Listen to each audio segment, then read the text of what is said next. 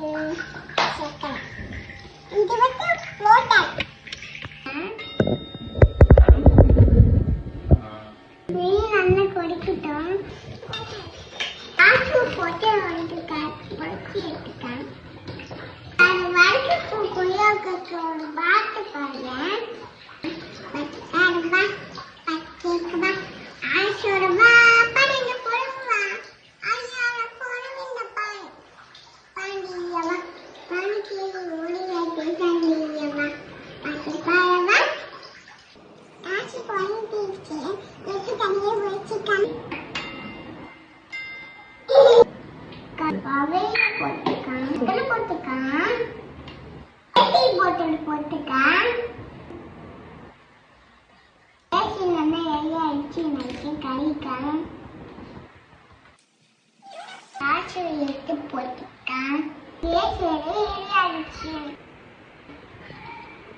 எப்படி இருக்குன்னு போடுங்க.